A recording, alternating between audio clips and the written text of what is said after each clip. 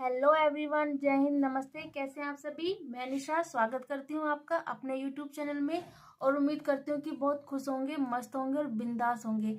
खुश हो और खुशी की बात है, खुश होंगे, जरूर खुश होंगे क्योंकि आपकी डीवी स्टार्ट हो चुकी है और आज डीवी का सेकंड डे था और बहुत एक्सपीरियंस ले चुके हैं बहन। और अब जो दो लड़कियों को डर था कि क्या होगा क्या नहीं होगा और बाहर तो नहीं कर देंगे, ये मिस्टेक है वो मिस्टेक है। आई होप सभी की वो धीरे धीरे मिस्टेक क्लियर हो रही होंगी और डर भी धीरे धीरे खत्म हो रहा होगा। और सबसे पहले मैं थैंक यू करना चाहती हूँ आप सभी का, क्योंकि आप सभी ने मुझे इतना सपोर्ट किया, इतना मतलब इतना ज़्यादा पसंद करा देखना और मुझ पर विश्वास किया कि हाँ मैं आपके डाउट्स को क्लियर कर सकती हूँ और आपके डाउट्स को क्लियर कर रही हूँ। और मुझ पर विश्वास करने के लिए बहुत बहुत धन्यवाद, थैंक यू। और जो चैनल पर नए हैं वो सब्सक्राइब जरूर करना ऐसी इन्फॉर्मेशन के लिए। और क्योंकि मैं हमेशा बेस्ट इन्फॉर्मेशन लेके आती हूँ और बिल्कुल सटीक इन्फॉर्मेशन लेके आती हूँ जो जो मैं एकदम एक्सपीरियंस मतलब जो ठीक होती है, जो हद तक ठीक होती है, मैं वही इन्फॉर्मेशन देती हूँ। अगर मुझे लगता है कि ये मुझे नहीं पता तो मैं उस चीज़ को छेड़ती तक भी नहीं हूँ। तो चलिए, अब बहनों के बहुत ज़्यादा कमेंट आ रहे थे और मैसेज आ रहे थे कि प्रपत्र को कैसे भरें हम। प्लीज़ प्रपत्र भरते हुए अपनी एक वीडियो बनाना, अपना प्रपत्र भरते हुए, और आप अपनी आइडेंटिटी छिपा के। जी हाँ, बिल्कुल, आइडेंटिटी तो मैं छिपाऊंगी ही अपनी उसमें, लेकिन हाँ प्रपत्र मैं आपको भर के दिखाऊंगी, पूरा प्रपत्र भर के दिखाऊंगी कि कैसे भरा जाए। तो मेरी बहन कुछ कह रही थी कि हम अपना प्रपत्र आपको देकर भरना चाहते हैं कि आप कैसे भर रही हैं। तो मैं उसके लिए मैं एक वीडियो बनाऊंगी और इसी में ही मैं आपको वीडियो बना के दिखाऊंगी कि मैं कैसे भर रही हूँ और कैसे उसको एक एक चीज क्लियर करते हुए कैसे भरना है, किस पे हमें टिक करना है, किस पे हमें कहाँ कौन सा कॉलम हमें छोड़ना है, कौन से में हमें नहीं लिखना है, कौन से में क्या करना है। अंत तक वीडियो को जरूर देखना। चलिए देखते हैं। देखिए, चलिए स्टार्ट करते हैं। ये हमारा प्रपत्र संख्या 1। इसमें सबसे पहले हमें क्या करना है, यहाँ पे अपना फोटो, पासपोर्ट साइज का फोटो यहाँ पे साफ साफ लिखा हुआ है 3x4, मतलब पासपोर्ट साइज का फोटो। उसके पीछे आप अपने सिग्नेचर करना और अपनी डेट ऑफ बर्थ लिखना, अपनी डीओबी लिखना। उसे लिखने के बाद चिपका देना। बहन कह रही थी कि अगर हम सिग्नेचर करके चिपकाएंगे तो उसका तो कोई फायदा नहीं होगा। उसका फायदा होता है, वो ऐसे उस पर लगा रहता है बाई चांस, वो इसीलिए लिखवाते हैं हमारा सिग्नेचर और रोल नंबर, ताकि वो फोटो अगर छुट के कहीं गिर जाए तो उसको देखकर पहचाना जा सके कि किसका फोटो है, इसीलिए वो साइन कराते हैं, रोल नंबर लिखाते हैं। चलिए, यहाँ सबसे पहले हमारा लिखा हुआ है। विभाग संख्या में लिखने की जरूरत नहीं है, वो हमें वहाँ पे खुद बता देंगे। उसके बाद आएंगे हम, हमारा यहाँ पे रजिस्ट्रेशन नंबर लिखा होता है और यहाँ पे हमारा नाम, यहाँ पे लिखेंगे हम पद का नाम। कौन सा पद है हमारा, मुख्य सेविका। इस वाले में हमारा नाम लिखा हुआ है, देवनागरी में लिखना है, ऊपर हमारा हिंदी में नाम लिखना है, नीचे इंग्लिश में खुद लिखा हुआ होगा। अभ्यर्थी के पत्र व्यवहार का पूरा पता, जो भी आपका पूरा पता, मतलब गांव का नाम हमारा, और थाना क्या, हमारा थाना क्या लगता है, और हमारा जिला, तीनों चीजें भरनी है। हमारे गांव का नाम, थाना और जिला, जो भी XYZ, हमारे गांव का नाम, थाना और जिला, पूरा पता का मतलब ये होता है।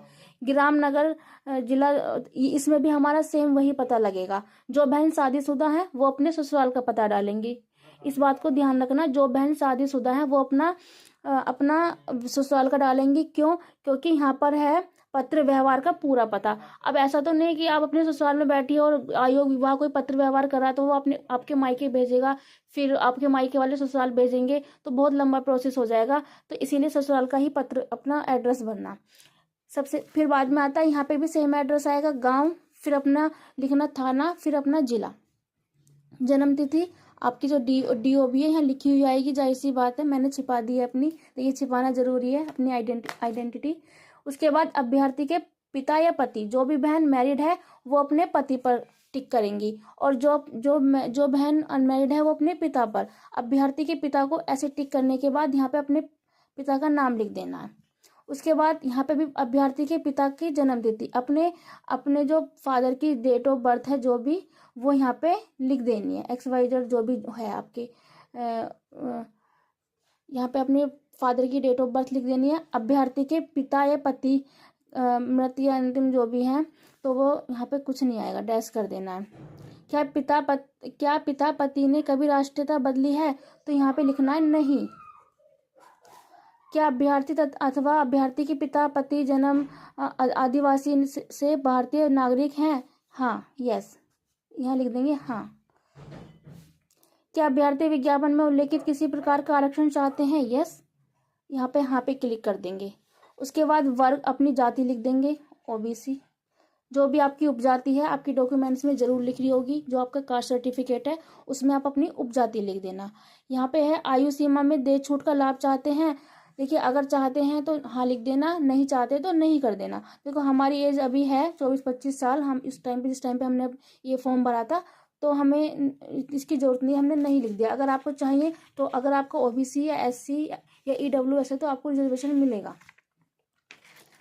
अब आते हैं दूसरा पत्र फर्स्ट का ही सेकंड।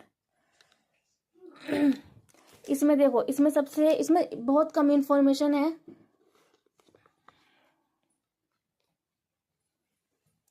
सबसे पहले हमें यहाँ पे लिखना है कि अभ्यर्थी विवाहित है। अगर है तो हाँ, अगर नहीं है तो नहीं पे टिक करना है। यदि हाँ तो क्या अभ्यर्थी की एक या एक से अधिक जीवित पत्नियां हैं? नहीं। परीक्षा या उपाधि, यहाँ पे अपना देखो, यहाँ पे अपना सब्जेक्ट लिखना है, जो भी आपका सब्जेक्ट था, इंटर के जो भी सब्जेक्ट थे। बहनें पूछ रही थी कि हिंदी में लिखे, इंग्लिश में। हमारे तो कुछ सब्जेक्ट ऐसे होते हैं, जैसे कॉमर्स ले लिया हो किसी ने, साइंस, किसी ने बायोलॉजी साइंस साइड से करी हो इंटर, तो उनके सब्जेक्ट थोड़े अजीब रहते हैं, वो इंग्लिश में ही लिखे होते हैं। मैंने कॉमर्स से किया था इंटर, तो मेरे सब्जेक्ट अकाउंट, बिजनेस, बायो, मतलब उनके थोड़े अजीब से नाम थे, तो मैंने तो अपना इंग्लिश में ही लिखा। कोई दिक्कत नहीं, आप इंग्लिश में भी अपना छोटा छोटा करके लिख सकती हैं, छोटा छोटा करके। उसके बाद आप स्नातक में अपना वही भरेंगी, जो भी आपका सब्जेक्ट है, इंग्लिश, सोशियोलॉजी, और मेरे पे पॉलिटिकल था। ठीक, हमें यहाँ पे कोई जरूरत नहीं है भरने की, क्योंकि डॉक्यूमेंट जो मांगे गए हैं वो केवल स्नातक के ही मांगे गए। यहाँ पे आएगी हमारी ग्रेडिंग, मतलब जो भी हमारा ग्रेड था, वही प्रथम और द्वितीय, तृतीय, जो भी आपकी श्रेणी थी, जो भी आपकी डिवीजन आई थी, डिवीजन जो बोलते हैं। यहाँ पे वर्ष लिखा जाएगा, हाई स्कूल का वर्ष, इंटर का वर्ष और स्नातक का वर्ष। यहाँ पे है प्राप्त प्रतिशत, जो भी आपने प्रतिशत प्राप्त किया है, आपके टोटल नंबर होंगे रिजल्ट में, उनको निकालना और उसको डिवाइड कर देना टोटल से, और इंटू 100, तो आपका परसेंटेज निकल के आ जाएगा, और आप यहाँ पे अपना परसेंटेज फिल कर देना। अब बात करते हैं प्रदत्त प्रमाण संख्या। देखिए, सबसे इम्पोर्टेंट चीज, यहाँ पे बहुत लोग कंफ्यूज हो रहे हैं। हाई स्कूल का तो साफ साफ लिखा हुआ है उसमें, मार्कशीट में। इंटर का भी साफ साफ लिखा हुआ है, प्रदत्त प्रमाण पत्र संख्या। कंफ्यूज हो रहे हैं बच्चे स्नातक में कि एनरोलमेंट नंबर भरे या सीरियल नंबर। देखिए, वो दोनों ही चलेगा। आप एनरोलमेंट नंबर भी भर सकते हैं, आप सीरियल नंबर भी भर सकते हैं। दोनों में से जो भी आपको सही लगे, क्योंकि कुछ बहनों के मार्कशीट पे एनरोलमेंट नंबर नहीं है, तो वो सीरियल नंबर भी भर सकती हैं, और जिनके पे दोनों है उनकी मर्जी है, वो कोई सा भी भर सकते हैं। क्योंकि कल बहनों से बात करके ये पता लगा कि वो एनरोलमेंट नंबर भी एलो कर रहे हैं, और वो सीरियल नंबर के लिए भी बोल रहे हैं कि दोनों में से कोई सा भी आप भर सकते हैं। और ये हमें भरना जरूरी नहीं है, इसे छोड़ सकते हैं आप, इस पे आप डैश कर देना। फिर आप बात करते हैं खेलकूद, शारीरिक व्यायाम में प्राप्त प्रवीणता। नहीं, हमारे पास ऐसा कुछ भी नहीं है। अगर आपके पास है तो आप कर सकते हैं। अभ्यर्थी अपनी विगत तथा वर्तमान नियुक्ति का पूर्ण विवरण नीचे दें। अगर आप किसी भी जॉब में है इस टाइम वर्तमान में, तो आप अपना वहाँ पे लिखेंगे, यहाँ पे अपना पूरा अपनी जॉब का नाम। टीचर, जो अब ज़्यादातर बहनें बीपीएससी टीचिंग में है, जो मुख्य सेविका में आना चाहती हैं। बाकी तो कोई ऐसी नहीं है कि जो अपनी जॉब छोड़ के मुख्य सेविका में आना चाहे, वो अपना यहाँ पे लिखेंगी। अगर नहीं है तो यहाँ पे नहीं, अगर नहीं है किसी के पास तो आप नहीं लिख सकती हैं।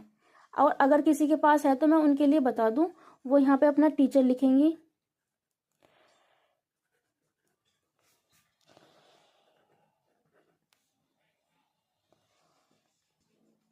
उसके बाद अपना वेतन लिखेंगे यहाँ पे। सेवा योजक का नाम, सेवा योजक मतलब वो ये होता है जैसे कि बीपीएससी है, अब बीपीएससी से आप गई हो तो यहाँ पे बीपीएससी लिखेंगे आप। उसके बाद प्रवेश तिथि, प्रवेश तिथि का मतलब है जिस दिन आपने वहां पर जाकर अपनी आमद कराई थी, आपका जो फर्स्ट डे था, आपने ऑफिस में जाकर कहीं भी जाकर अपने साइन किए होंगे, वो आपकी प्रवेश तिथि मानी जाएगी, उसे आमद बोलते हैं। नियुक्ति का स्थान, जहाँ भी आप नियुक्त हैं उसका स्थान, और पूर्व पद इसे छोड़ देना, इसे खाली छोड़ देना, इसे भरने की कोई ज़रूरत नहीं है अभी। अब आई होप ये सेकंड वाला प्रपत्र भी आपका बिल्कुल क्लियर हुआ होगा। एक बार ठीक से देख लें और स्क्रीनशॉट ले लेना। देखो मैंने XYZ करके लिखा है क्योंकि मुझे ज़रूरी नहीं लगे कि सब्जेक्ट में लिखूं, क्योंकि आप सब्जेक्ट तो सब अपने अपने भरते हैं। बाकी मैंने बता दिया। ये स्नातक का याद रखना, यहाँ पे दोनों ही चलेगा, सीरियल नंबर भी भर सकते हैं, एनरोलमेंट नंबर भी भर सकते हैं। ये वाला हमें कॉलम खाली छोड़ना, इसे हमें नहीं फिल करना। चलिए अब प्रपत्र फर्स्ट के ही थर्ड वाले पे आते हैं। इसमें हमें बहुत ही कम इन्फॉर्मेशन डालनी है। देखिए इसमें लिख रहा है अभ्यर्थी विज्ञप्ति अनिवार्य तथा अधिमान्य अर्हता से संबंधित निम्न विवरण दे। देखिए जो हमारी अनिवार्य है वे वो कौन कौन सी हमारी 10th 12th और स्नातक, ये हमारी अनिवार्य है। और ये है हमारी अधिमानी। ये भरो मत भरो, बिल्कुल भी जरूरी नहीं है, कोई ज़रूरत नहीं है, कुछ नहीं, ना ही वो डॉक्यूमेंट्स मांग रहे हैं, ना ही आपको किसी भी चीज़ का लाभ मिलेगा इसे भरने से। तो मेरे हिसाब से अगर मुझे फॉलो कर रहे हो तो मैं बस यही सलाह दूंगी कि 10th 12th और स्नातक ही भरे तो अच्छा रहेगा। फालतू के डॉक्यूमेंट्स क्यों ले जाने जब वो ना ही मांग रहे हो ना ही उसका हमें लाभ मिल रहा। तो ये हम भर देंगे। उसके बाद टेरिटोरियल सेना में कम से कम 2 वर्ष की सेवा की है, नहीं। NCC का BC सर्टिफिकेट प्राप्त किया है, अगर किया है तो हाँ, नहीं तो नहीं। प्रमाण पत्र संख्या, अगर किया है तो यहाँ पर प्रमाण पत्र संख्या आपको लिखनी पड़ेगी उसकी। सेकंड आएंगे, क्या अभ्यर्थी को किसी फौजदारी न्यायालय में, देखो मुझे नहीं लगता किसी पे कोई मुकदमा चल रहा होगा, यहाँ पे साफ साफ लिख देना नहीं। अगर चल रहा है तो हाँ लिख देना, बाकी तो नहीं लिखा जाएगा। आवेदन परीक्षा शुल्क की नियमित जमा की गई राशि, देखो ये डिटेल बिल्कुल भी जरूरी नहीं है फिल करनी, बिल्कुल भी जरूरी नहीं है। और ना ही ये वहाँ पे मांग रहे हैं कि ये भरो। बैंक डिटेल फिल करनी बिल्कुल भी जरूरी नहीं है। अगर किसी बहन ने अपने ही अकाउंट से वो पैसे कटवाए हैं, जो फीस थी 80 रुपये वाली, जो एग्जाम फीस भरी गई थी, तो वो डिटेल फिल कर सकती है, बाकी इसकी कोई जरूरत नहीं है। अब आएंगे अभ्यर्थी की घोषणा। यहाँ पे अपना नाम लिखेंगे, जो भी आपका नाम है XYZ। अब निशा नाम है मेरा तो यहाँ पे मैं निशा ही लिखूंगी। उसके बाद यहाँ देखो ये वाला कॉलम है हमारी DV डेट का। हमारी जो DV डेट है, जो भी 17 दिसंबर जो भी हमारी DV डेट है वो लिखना है, ठीक। इसके बाद यहाँ स्थान लिखना है हमारा लखनऊ, कहाँ पे हमारी DV हुई होगी। अभ्यर्थी के हस्ताक्षर, यहाँ पे अपने हस्ताक्षर करने हैं, हस्ताक्षर। उसके बाद यहाँ पे पूरा नाम, जो भी आपके सरनेम के साथ पूरा नाम। यहाँ पे पूरा पता, गांव, थाना, ग्राम या शहर, थाना और अपना जिला, पूरे पते में ये आता है, ठीक है। इससे सुविधा होगी आपको ही, तो बेहतर होगा कि आप अपना पूरा पता ही दें, ग्राम, थाना और जिला पूरा लिख देना, जो भी आपका। तो ये है हमारा प्रपत्र फर्स्ट कंप्लीट हो चुका है। प्रपत्र फर्स्ट में कोई दिक्कत नहीं आनी चाहिए बहनों को, जिस हिसाब से मैंने बताया है सारा एक बार देख लेना दोबारा से रिपीट करके वीडियो को। और नेक्स्ट वीडियो प्रपत्र सेकंड पे जरूर लेके आऊँगी, क्योंकि वीडियो ज़्यादा लंबी हो जाएगी, तो मुझे नहीं लगता कि इतनी लंबी करनी चाहिए। पहले आराम से अपना प्रपत्र फर्स्ट भरें और इत्मीनान से, और बाकी तो एक एक पेज के हैं, मैं कल पूरी वीडियो में उन्हें कवर कर दूँगी। थैंक यू, धन्यवाद।